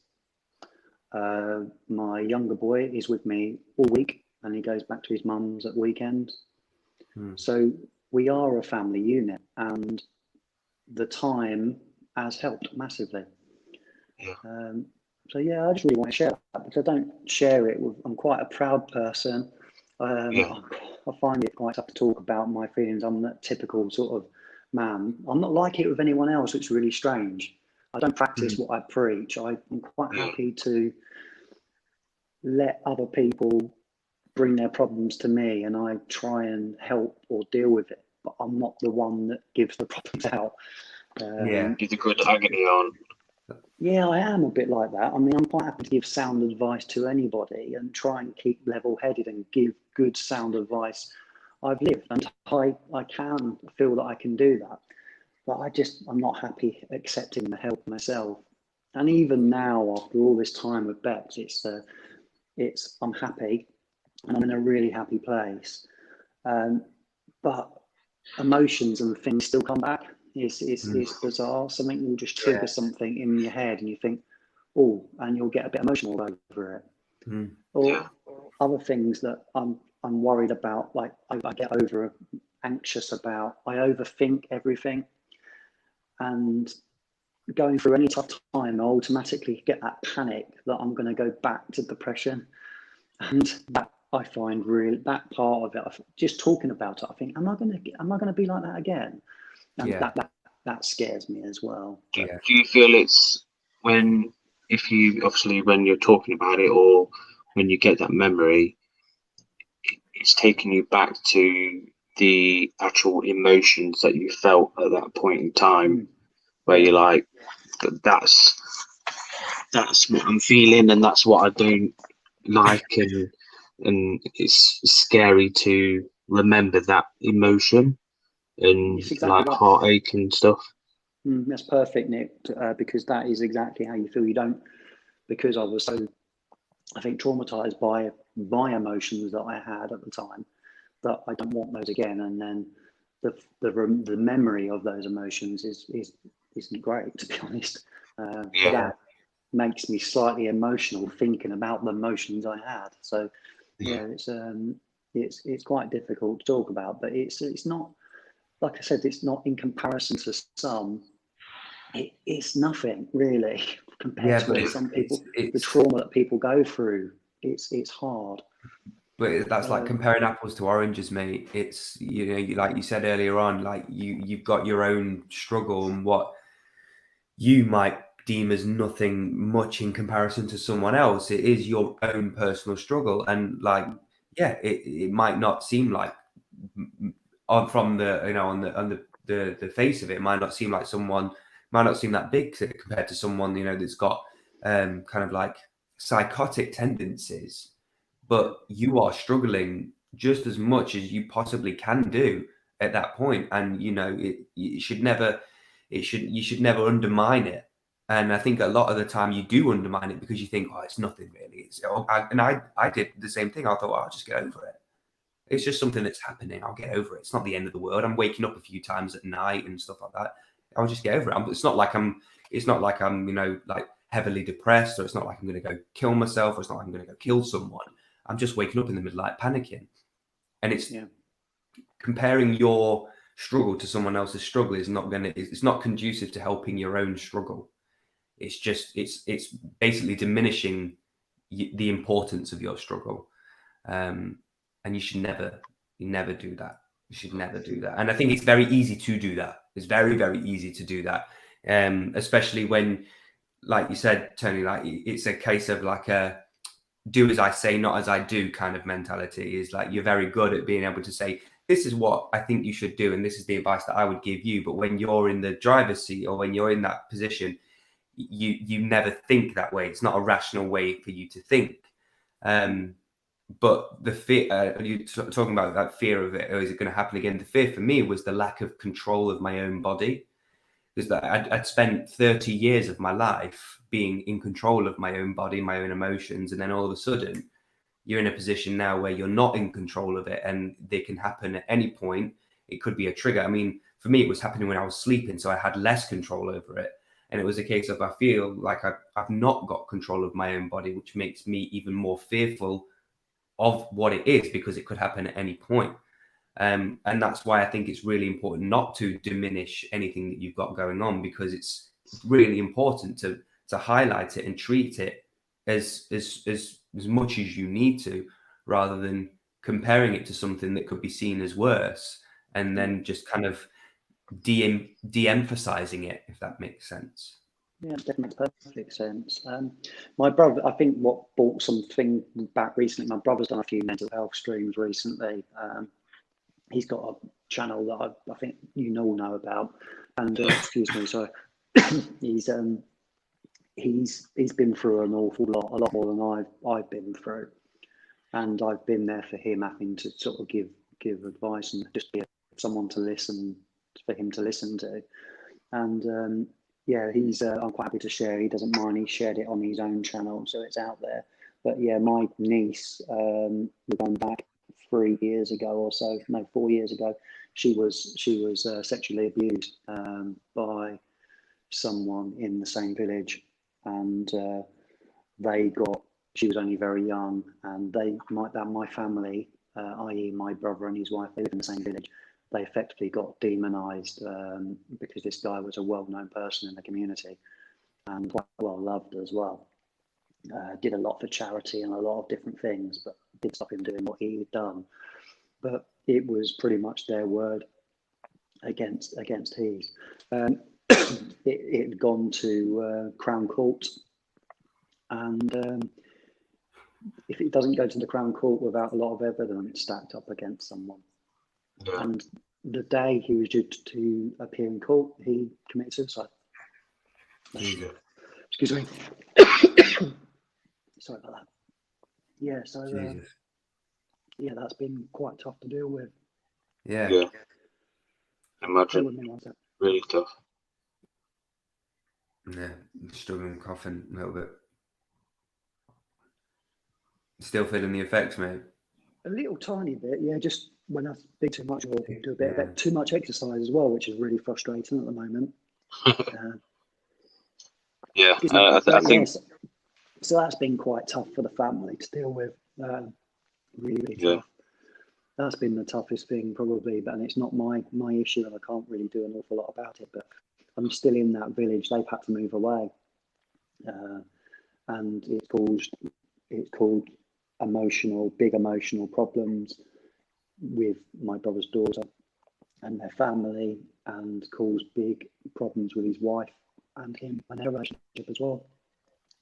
And I think I mentioned this earlier. It's one of them scenarios of where you feel helpless, where you feel like you're not doing a lot, but you just need to be there for support and just there to talk to, and anything they need to just ensure that you're there all the time. And sometimes you can feel like I don't feel like I'm doing a lot, but you don't realise how much you're doing just by probably having a chat now and then. Absolutely. Yeah, I mean, this must be my youngest brother as well. He's sort of the baby of the family, so it's been quite tough to deal with. He was at my mum's for a while. He's had his YouTube channel. It was a bit of an outlet. Sorry, gents.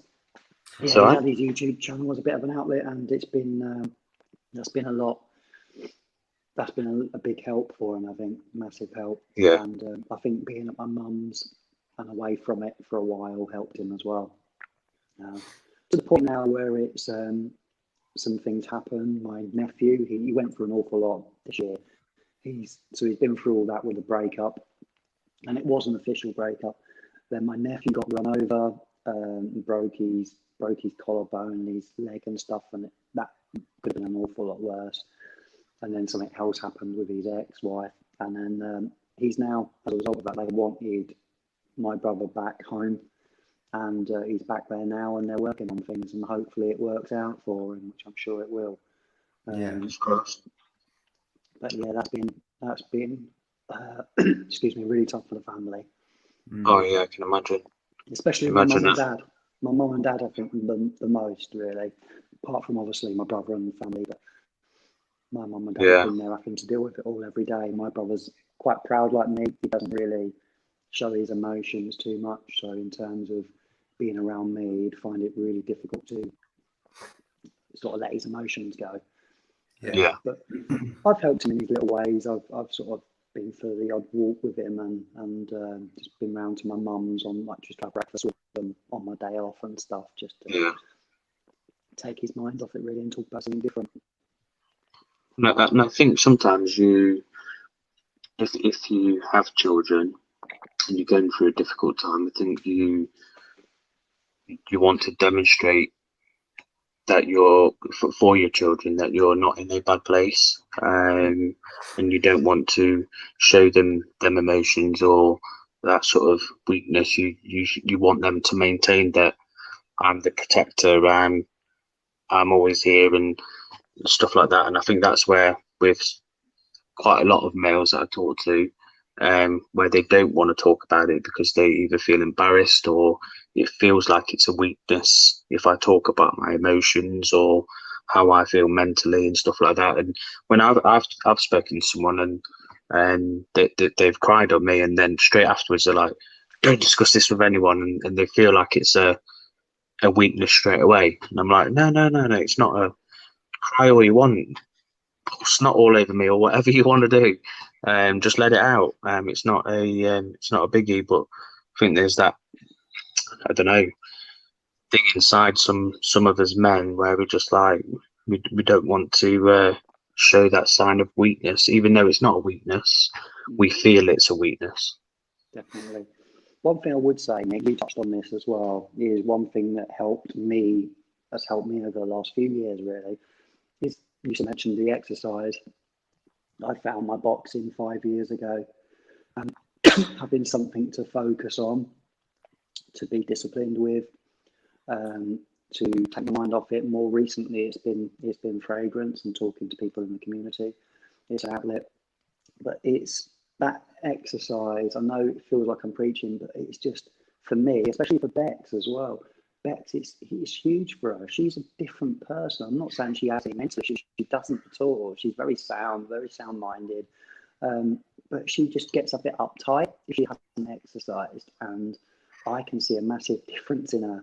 I'm just like, go and exercise, go for a run or something. It's that release of endorphins in what would sometimes be a chemical imbalance in someone's brain as to how they're feeling. And Cathy said it in the comments as well.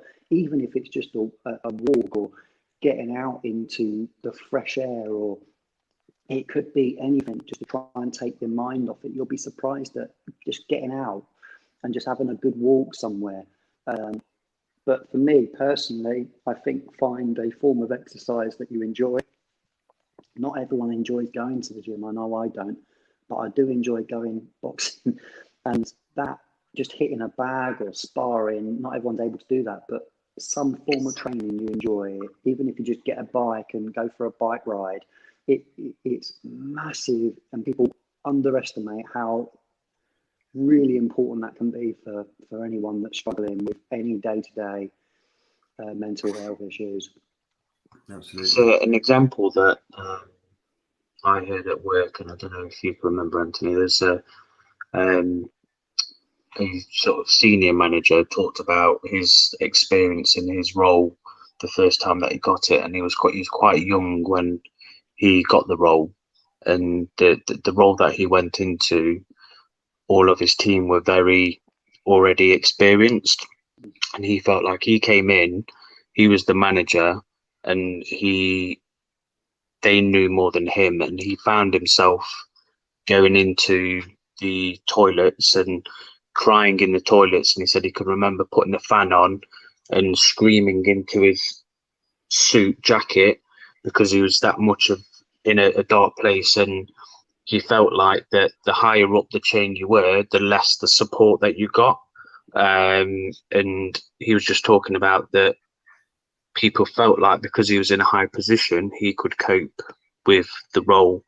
And I think that highlighted, and I see that as well, that the higher up the chain you go, you probably the less support and the less people will be checking on you to say, "Oh, you okay? Is everything all right?" And again, that's another example of people struggling, regardless of what the situation is.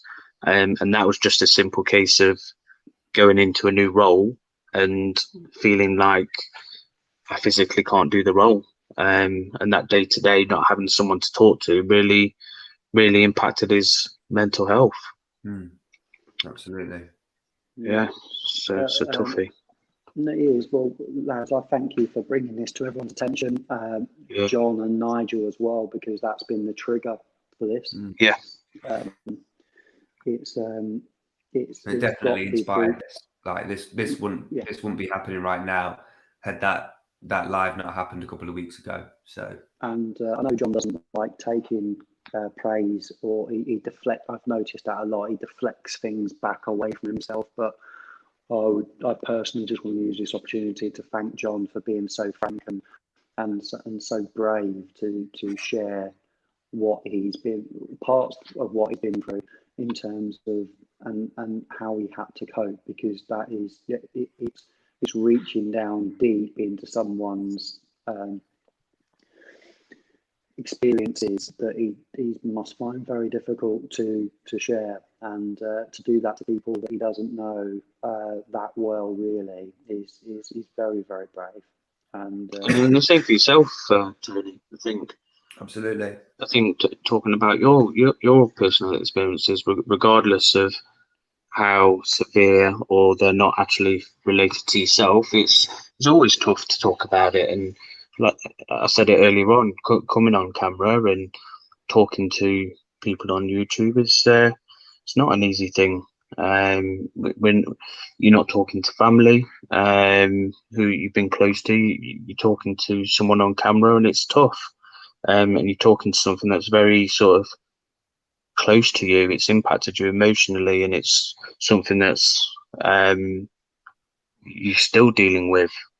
So again, we appreciate you coming on and discussing it, because I think people forget about what other people are going through that could be the same thing. And what you mentioned with what happened in the past, I see that on a regular basis, and it's not uncommon. And yeah, I think, yeah, I just thank you for coming on and discussing it. I appreciate that. Thank Yeah, you. thank you so much, mate. Thanks, Zan. Enjoy the rest of your stream. I hope you get through it. And Nick, enjoy your Morant. films. Enjoy your Yeah. films. Yeah, thanks for jumping on, mate. Really. Thanks, Yeah, gents. appreciate it, mate. I'll catch Have you a nice later. weekend, mate.